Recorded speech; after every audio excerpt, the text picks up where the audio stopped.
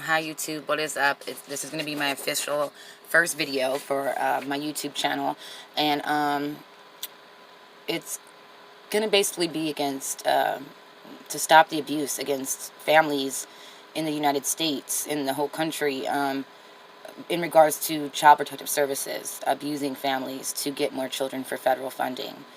I am in no shape or form an attorney, and this is not legal advice. I'm just speaking from my own research and my own experience with dealing with Child Protective Services. And I'm in the state of California, so other states, of course, other laws are different, so you have to check for your specific state. However, my main focus and goal is to get a team together of advocates who are willing to stand up with me and say this has got to stop and this is wrong, and we are not going to shut up about it, and we're not going to stop until something within the system is fixed. With me, I'm dealing with San Bernardino CFS or CPS, and basically my situation is I'm the non-offending parent. My children were removed from their father over the summer of 2018. And not right away either. There was a 2.5-month investigation, and while they were investigating, the children were placed with the godmother. However, the social worker decided that she was going to remove the kids from the godmother and put the girls into foster care, which I know is an illegal move because they were not in no imminent danger.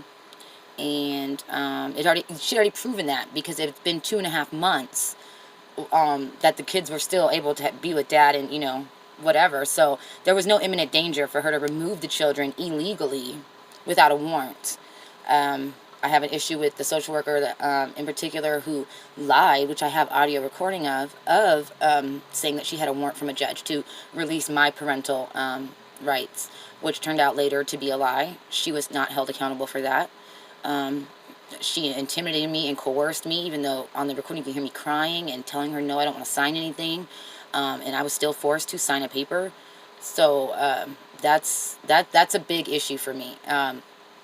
As of yesterday, which was February 13th, 2019, I finally had my jurisdiction dispo hearing. And I'm still all new to this myself, so I didn't realize that the jurisdiction dispo hearing is your trial. Like, because I'm taking it to trial. And the attorney, the court-appointed attorney who took my case on, because my case was transferred from one attorney to him, knew that I was going to go to trial. The first attorney didn't think I could win trial, so she didn't want to take the case, so they transferred it to this other gentleman. However, this other gentleman was not prepared for my trial. I didn't have any witnesses to speak up for me, which I have a list of witnesses of people that I knew were willing to come and be a voice and an advocate for me. However, the attorney, the court-appointed attorney, failed to submit the proper documents and say, hey, look, give me your list. I need these people here on this date. This is your, jurisdiction dispo stage. So they continued on with it anyways, even though I told my attorney we're not prepared. And so they went ahead and had my trial yesterday, and I lost. I didn't get to speak. Everything was founded against me. Dad had already settled prior to this, because they make you go to like a mediation class, and they try to tell you, oh, well, we'll reword this, say this, this and that, and maybe delete this charge if you plead guilty. I'm not going to plead guilty to something I didn't do. And my children, however, let me make this very clear. My children were not ever injured or abused or hurt in any way. Basically what happened was, what got Dad an open case was he fell asleep. He fell asleep. He woke up. He noticed the twins, they were 5, were gone, missing. He couldn't find them. So he panics and calls 911 like any father would do, or any parent, I would hope. And so after everything was said and done with that investigation, they even found a letter from the godmother's goddaughter saying, hey, I came by and picked up the girls, you were asleep, but the girls are with me. And that note, Dad didn't find that note right away. The police did. So I'm not understanding what neglect charges, what did he neglect and fail to do? I understand that it could have been a bad situation, and had the girls have gotten out because he was asleep, it could have been really bad. However, I don't believe that is enough reason to tear up a family and take their kids to foster care. Other there's other services that could have been offered to help us. And taking the child out of the home is supposed to be last resort. However, CPS tends to make it the first resort. Okay, and their word is like gold. And me being the non-offending parent and me and the father aren't together, haven't been together in 4 or 5 years. I was not contacted during the whole investigation. Dad did keep it a secret from me. And when I did find out about it, it was July 19th. And I contacted the worker on the 20th. And that was a Friday. And she told me that I needed to come into the office on the 23rd, which would be a Monday. And with ID saying proving I'm the girls' moms, because she couldn't discuss anything over the phone. And at this time, the girls were still with their godmother. The morning of the 23rd comes, and I'm getting ready to go to the office, and I get a call from the godmom saying, don't panic, please don't freak out on me, but the social worker came and removed the children, and she wouldn't tell me where she was taking them. And yeah, so and she left in a real quick hurry. She said she was really rude about it, told the girls, hurry up, grab your shoes, let's go. You can't bring no toys, no clothes, nothing. So I arrived to the the department, and of course I know she's not there because she just removed my children. And so I'm sitting there waiting maybe about an hour. And when she finally did call me back, she did tell me that she had already placed the children in foster care, because I was really expecting that my children get to walk out with me that day. Like I said, my children weren't neglected or actually physically harmed in any way. And had she contacted me during this investigation, or tried to contact me, because they do have a legal obligation to try to contact the other parent. But according to her, which I also have on recording, it is not her job to track me down. No, sweetheart, it is your job, okay? So, but she didn't, and so I told her, well, I'm here now. I mean, you just took them into custody. Like, I don't see any reason why they can't come home with me. No, they're not coming home with you either. So I was told I'll have a state hearing in like 48 hours, 24, 48 hours or whatever, to state my case. In juvenile court, it's very intimidating, and parents don't get to say shit. Okay, you will not get to speak at all. And if you try, the judge is going to tell you to shut your mouth and have your attorney talk for you.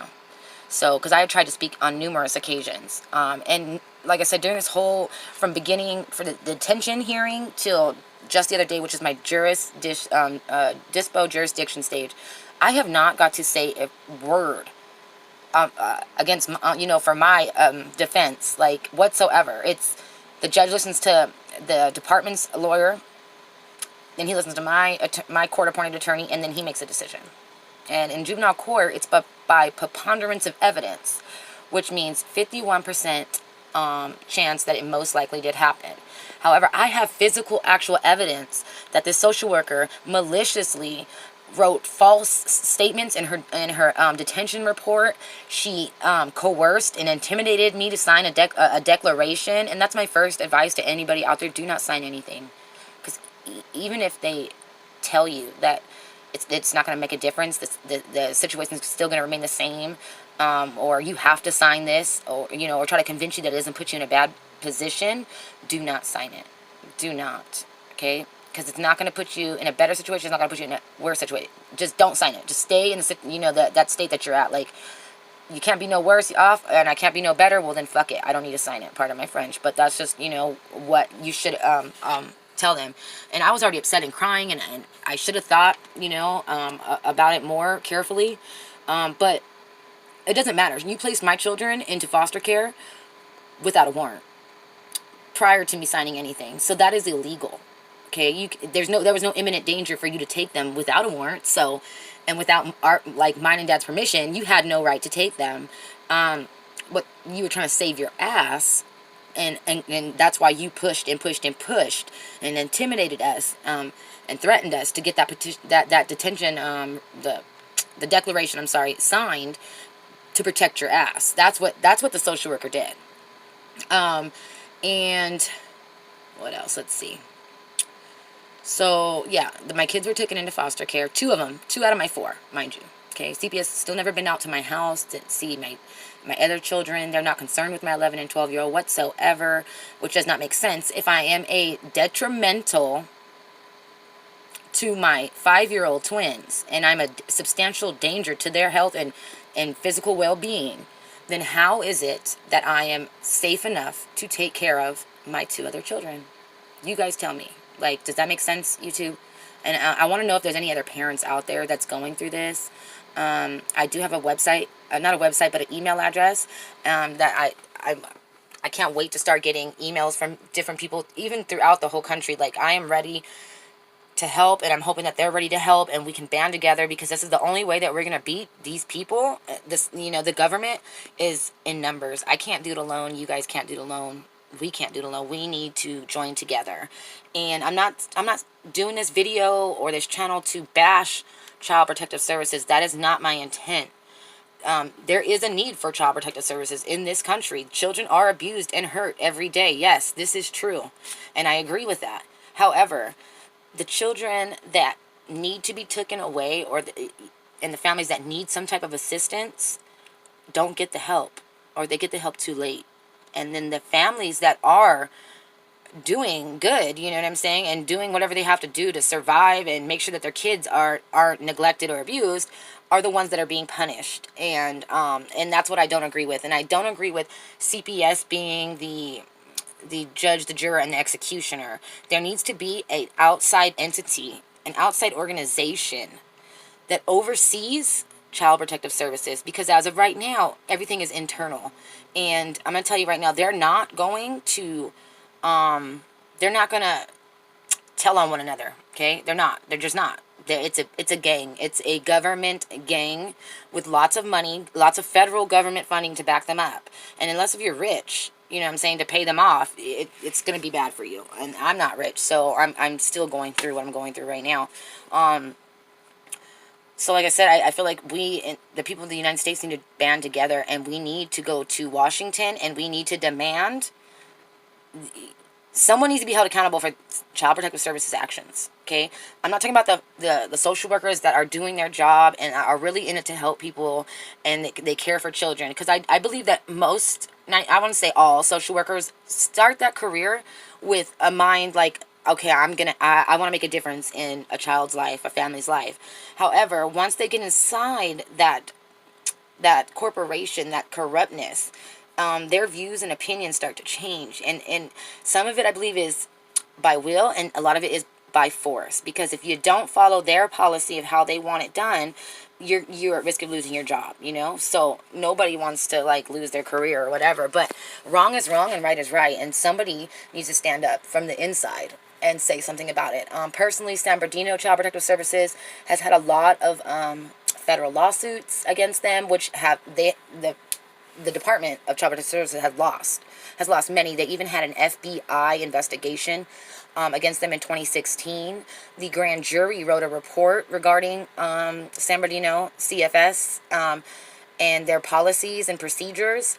So that's alarming right now. Right now, I still don't know why San Bernardino Child Protective Services is even operating. They need to have the federal government step in and run it and get rid of all these crooked people within the building, in the corporation, and start from the ground up and rebuilding this, because Child Protective Services was not built or made to tear innocent American families apart. Their job is to try to keep families together, not separate them. And another big issue I have is the reports. The reports that they write, a lot of times are completely false. It's not either situations never even happened, or they completely made up these false allegations. And yesterday, from what I was told by my attorney, it does not matter. It does not matter. It does not matter.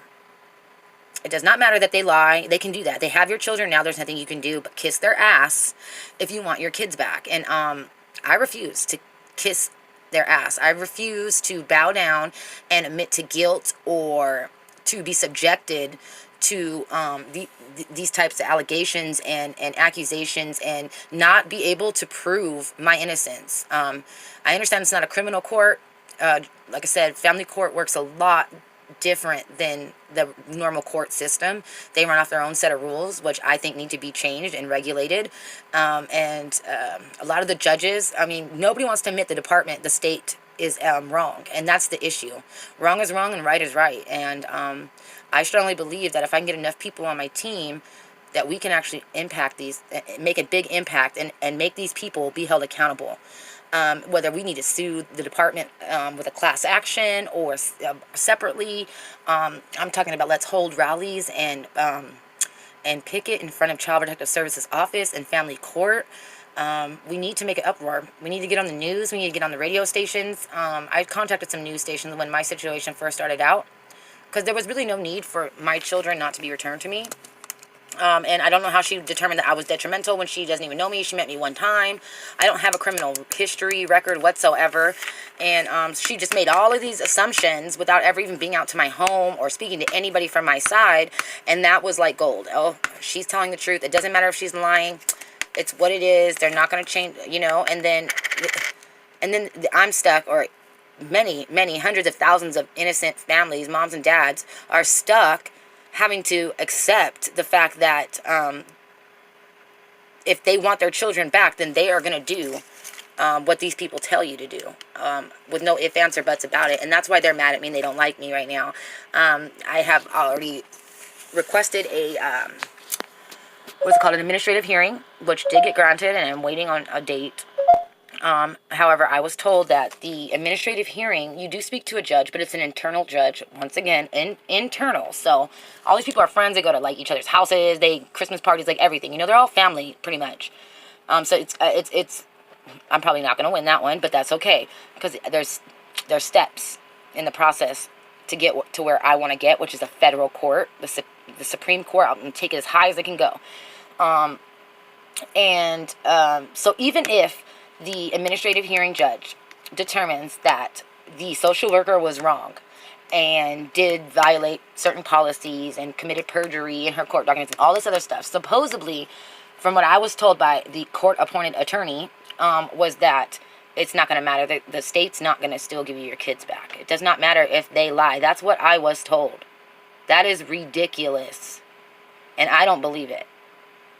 I believe if I take enough of these steps that I am taking, and I research, I'm on this computer all day, every day, researching as much as I can on federal statutes and state statutes and their policy, Child Protective Services policy itself. And I've tried to climb the chain of command as far as internally. Start with the social worker. I obviously didn't agree with what she did. Went to the supervisor. The supervisor told me that I needed to convince him that there was a need to have a face-to-face meeting. And I guess I didn't do that over the phone, so I was denied a meeting with him. So I went to his supervisor. His supervisor was in court the other day with the one of the other social workers that comes to court on the department's behalf. And I've never met him. I've never spoken to him. He has still to this day never called me back. He will not. I have sent complaints to the office manager. Because nobody will give you numbers. You can call them and say, hey, yeah, I would like the number to the office manager, like a direct line to the office manager. Oh, no, wait, we need to know what's going on. We just don't give out the numbers like that. And it's ridiculous. And I think that it needs to be a violation if they do not call back and answer these concerns and requests from American citizens, the people that pay y'all's salary. Like, we pay taxes. We have rights. But they don't want to hear it. That's the problem. So be prepared if you are fighting a fight with CPS to be, they're going to try to discourage you. They're going to try to discredit you. They're going to try to tear you down. And no matter what, you have to stay strong.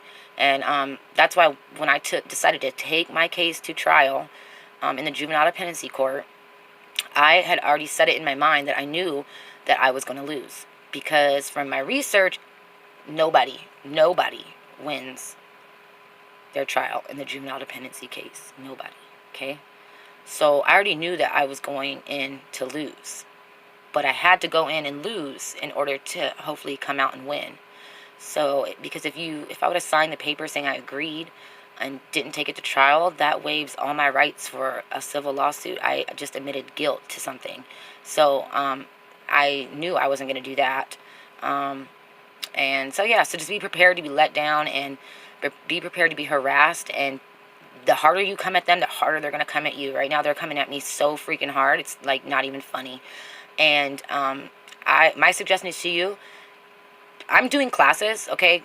I'm doing parenting and therapy and domestic violence, which I don't understand why I'm doing domestic violence. Me and the dad hasn't been together in 4 years, but domestic violence was not even a reason it wasn't even part of the situation as to why they removed the children. So I don't understand why. I mean, I understand why, because they want more government funding, so they got to hand out all these classes so they can get some more money in the, next year from the federal government. But I am doing those classes. I'm doing like the bare minimum, just in case. Because like I said, I'm not an attorney, and what if I take it to Supreme Court and I lose? Which I know I'm not, but what if? So I'm doing the case plan as far as the classes to reunify with the children. However, I am not going to drug test for them, and I haven't. And they try to say that every drug test you miss, it is considered a dirty. Well, I think I could fight that and win that in federal court. I do not have a drug record whatsoever. My children weren't removed due to drugs. And I am not going to submit to a drug test to where I have to be strip searched and asked to urinate with my legs open while a observer has her legs pretty much in between my crotch, staring at my vagina just to see the urine fall into the cup. When prisoners, probation, parolees have more privacy when they're asked to drug test than what they're trying to give the American people, the families. And that is ridiculous. And it is a known fact that a person on trial for murder has more legal rights than a mother and father in children, family, juvenile dependency court. Okay? They have more rights. And this system is fucked, and it needs to be fixed. It's backwards, and it's a shame. I am ashamed of my country right now because of it. I am totally ashamed. And I know that this video was kind of long, but I just wanted to get it out there so people understand that I'm going through the same situation. I'm not just trying to help people or like try to speak on stuff I haven't experienced myself. I'm still currently going through the situation. I'm asking for people across the world, to step in and let's join hands and let's get something done. Because you know what? If we don't, the next generation, that's our babies and our grandbabies, are going to go through it, and it's probably going to be even harder. And then we're going to sit there and look back like, I had an opportunity to possibly make a change, and I didn't take that. And I can't live with myself if I at least don't try to fight this fight. All right? So, again, my email address is stopthecpsabuse@yahoo.com. Stop the CPS abuse against families @yahoo.com. You guys can email me. And I will send you back my phone number. If you can email me and you guys have questions or concerns, or let's get together and let's start rallying across the nation, and let's let our voice be heard for our children, okay, and for our children's children. Thank you, Facebook, and thank you, YouTube, and I promise next time the video won't be as long, but it's just like an introduction. So, and thank you all. Hit subscribe if you like my video, and if you're really, very interested in joining this revolution.